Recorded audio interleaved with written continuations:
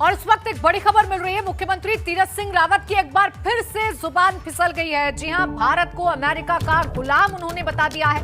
भारत 200 साल तक अमेरिका का गुलाम रहा। कोरोना से बचाव पर बोल रहे थे सीएम तीरथ सिंह रावत, लेकिन इस बीच एक बार फिर से उनकी जुबान फिसल गई। क्या कुछ कहा उन्होंने, सुनिए। भारत की 130-135 करोड़ की आबादी का देश आज भी अपने को राहत महसूस करता है अन्य देशों की अपेक्षा। जहां अमेरिका के 200 वर्ष हम लोग गुलाम थे, पूरे विश्व के अंदर उसका राज था। भारत की 130-135 करोड़ की आबादी का देश आज भी अपने को राहत महसूस करता है अन्य देशों की अपेक्षा। जहां अमेरिका के 200 वर्ष हम लोग गुलाम थे, पूरे विश्व के अंदर उसका राज था। तो आपने सुना तीरथ सिंह रावत क्या कुछ कहना चाह रहे थे। वो बताना चाह रहे थे कि हमारा देश गुलामी की बेड़ियों में जकड़ा हुआ रहा, लेकिन इस बीच अमेरिका ने हम पर राज किया। ये कुछ कह रहे थे तीरथ सिंह रावत, सुनिए एक बार फिर से। अन्य देशों की अपेक्षा जहां अमेरिका के 200 वर्ष हम लोग गुलाम थे, पूरे विश्व के अंदर उसका राज था।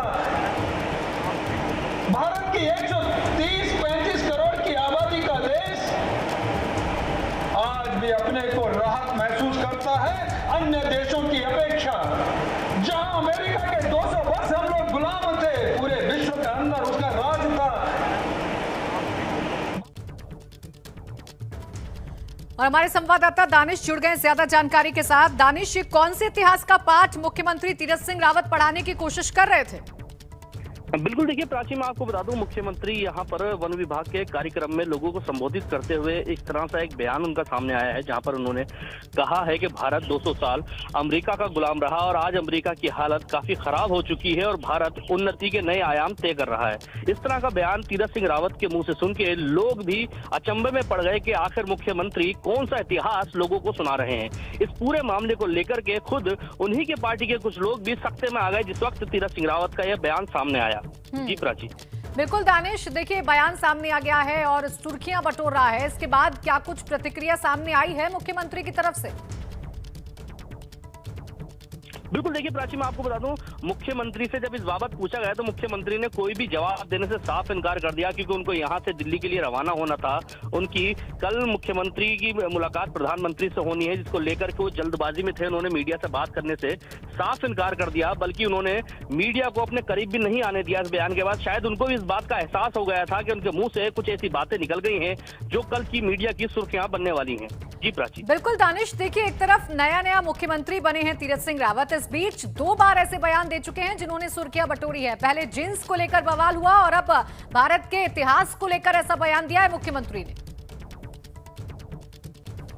बल्कि और भी इनके द्वारा कई ऐसे बयान यहाँ पर दिए गए जिसके बाद लोग अचंभे में पड़ गए कि आखिर मुख्यमंत्री किस तरह के बयानबाजी कर रहे हैं, क्योंकि एक ऐसे व्यक्ति हैं तीरथ सिंह रावत जो काफी लंबे समय से सांसद हैं। उसके अलावा वो संगठन के प्रदेश अध्यक्ष भी रहे हैं और तमाम अहम पदों पर रहे हैं। उसके बावजूद उनके मुंह से इस तरह के बयान निकलना एक तरह की अजीब बात है, क्योंकि लोग सख्ते में है कि आखिर किस तरह की बयानबाजी कर रहे हैं तीरथ सिंह रावत। जी बिल्कुल, देखिए दानिश, आप बने रहिए हमारे साथ। तो मुख्यमंत्री तीरथ सिंह रावत यहीं पर नहीं रुके, उन्होंने यहां तक कह दिया कि महामारी के समय जिनके 20 बच्चे थे उनको राशन मिला, पर यूनिट के हिसाब से 5 किलो तो हुआ 1 कुंटल।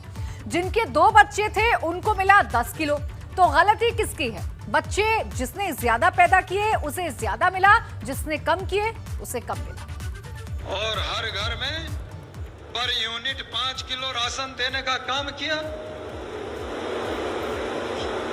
जिसके 10 थे तो 50 किलो आ गया, 20 थे तो क्विंटल आ गया, 2 थे तो 10 किलो आ गया। लोगों ने स्टोर बना लिए, खरीदार सामने ढूंढ लिए। इतना बढ़िया चावल आया, कभी अपने आप भी लिया नहीं सामान्य जीवन में भी। आपदा की शब्द। लेकिन उसके बाद भी एक दूसरे से जलन होने लगी कि मुझे तो 2 है तो 10 किलो मिला, 20 वाले को क्विंटल क्यों मिला, इसको क्यों 20 मिला। भैया इसमें दोष किसका? उसने 20 पैदा किए, आपने 2 पैदा किए तो उसको 1 क्विंटल मिलना। अब इसमें जलन काहे का? जब समय था तब आपने 2 ही पैदा किए, 20 क्यों नहीं किए? काहे का जलन भाई? लेकिन मोदी जी ने सबको एक भाव से देखा।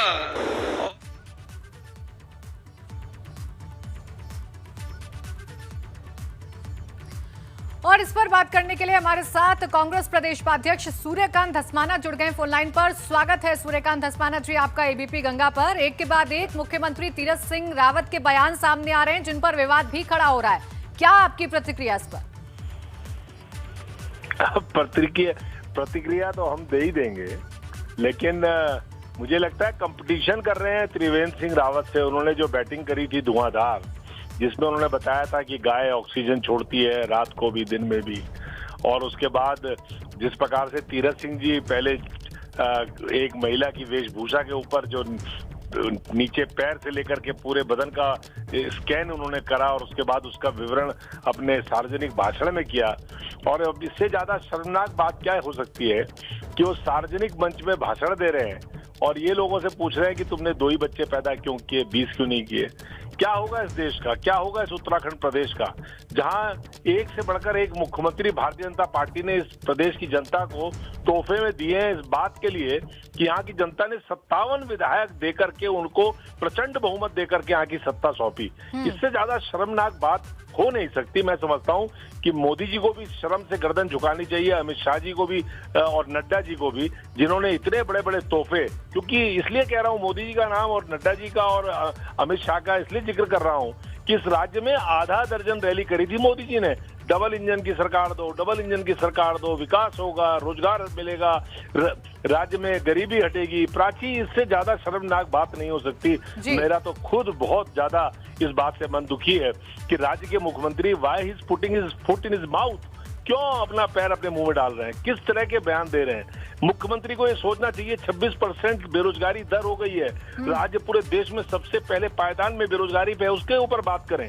इसके बारे में बात करें कि राज्य के किसान 17 किसानों ने 4 साल में आत्महत्या कर ली। वो इस बात पर अपना विचार रखें कि आपने लोकायुक्त नियुक्त नहीं किया, जिसके कारण राज्य भ्रष्टाचार में आकंठ डूबा हुआ है। इन बातों पर नहीं बात कर रहे हैं। सूर्यकांत धस्माना जी, आप कह रहे हैं कि देखिए मुद्दे बहुत सारे हैं, उस पर बात नहीं कर रहे हैं, लेकिन ऊल जुलूल बयान जरूर दे रहे हैं। शुक्रिया आपका हमारे साथ जुड़ने के लिए, हमसे बातचीत करने के लिए। और हमारे ब्यूरो चीफ अजीत सिंह राठी भी हमारे साथ बने हुए हैं, उनका हम रुख करेंगे। अजीत, ये किस तरीके की बयानबाजी कर रहे हैं मुख्यमंत्री तीरथ सिंह रावत? एक के बाद एक उनके जो बयान है नए विवाद को जन्म दे रहे हैं। अभी बच्चों को लेकर उनकी जो टिप्पणी है सार्वजनिक एक भाषण से, उसके क्या मायने निकालें, क्या अर्थ निकालें हम अजीत? प्राची, देखिए, जब से मुख्यमंत्री बने हैं तो उनकी बयानों की एक सीरीज चल रही है और आप देख रहे होंगे जब से मुख्यमंत्री बने हैं पहला बयान क्या आया था, फिर दूसरा बयान क्या आया है, फटी जींस से लेकर तमाम ऐसे बयान आ रहे हैं कि ये पूरी एक सीरीज चल रही है। सेंट्रल लीडरशिप ने उनको बुलाकर समझाया भी है कि किस तरह के बयानों से बचना है। पार्टी के वरिष्ठ नेता इस बात को कह रहे हैं कि इन बयानों से बचना है क्योंकि पार्टी की छवि खराब हो रही है। और आज उनका बयान है, अगर उसका आप विश्लेषण भी करते हैं और उसका मूल्यांकन भी करते हैं तो मतलब उसमें ऐसा प्रतीत होता है कि जैसे वो किसी को बच्चे ज्यादा पैदा करने के लिए प्रेरित कर रहे हो। तो इस तरह की चीजें आ रही हैं, क्योंकि वे मुख्यमंत्री के लिए खुद भी मुश्किलें खड़ी कर रही हैं और उनके आसपास के लोग भी जानते हैं कि इन सब वक्तव्य से बहुत मुश्किल हो रही है। लेकिन फिर भी ये चीजें लगातार आ रही हैं। एक बार जब ऐसा बयान आता है तो सोचते हैं कि अगली बार शायद नहीं आएगा, लेकिन फिर आ जाता है। अभी 3 दिन 4 दिन पहले की ही बात है जब वो जीन्स को लेकर पूरे देश में बवाल मचा हुआ है। अब ये बच्चे जिसके कम हैं, किसी के ज्यादा हैं, तो ज्यादा वालों को ज्यादा राशन मिलेगा, कम बच्चे वाले फिर उनसे जलन करेंगे। तो इस तरह के बयान से बचना चाहिए और मुझे लगता है कि ये भी एक राजनीतिक बयान बनने वाला है। जी बिल्कुल अजीत, ऐसे में सबसे बड़ा सवाल यह है कि जिस छवि को सुधारने के लिए नेतृत्व परिवर्तन किया गया, कहीं ना कहीं मुश्किलें और भी ज्यादा बढ़ती हुई नजर आ रही हैं अजीत अब उत्तराखंड में भाजपा के लिए, अगर इस तरीके की बयानबाजी जारी रही तो।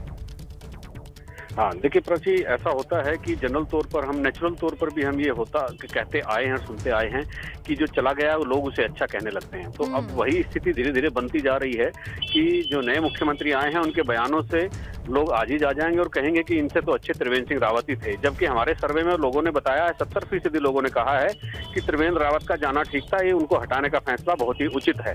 लेकिन ऐसा ना हो कि वो 70% लोग जो हटाने पर सहमत थे, जो बहुत संतुष्ट थे, वो कहीं ये ना कहने लगे कि वो जो जाने वाले थे त्रिवेंद्र सिंह रावत ही जो थे वो इनसे ज्यादा अच्छे थे और कम से कम इस तरह की बयानबाजी नहीं होती थी। हालांकि शुरुआती दौर में आपने देखा होगा उन्होंने भी गायें ऑक्सीजन छोड़ती है और तमाम इस तरह के बयान दिए हैं। अजीत, जिसका जिक्र विपक्ष भी अब लगातार कर रहा है, विपक्ष को कहीं ना कहीं बैठे बिठाए मुद्दे मिल रहे हैं। अजीत, शुक्रिया आपका तमाम जानकारी के लिए।